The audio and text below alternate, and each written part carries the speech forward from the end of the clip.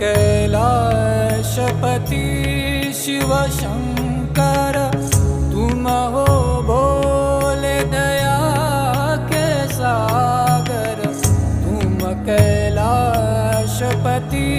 शिव शंकर, तुम हो भोले दया के सागर। दूर करो सब दुख हमारे, दूर करो सब दुख हमारे।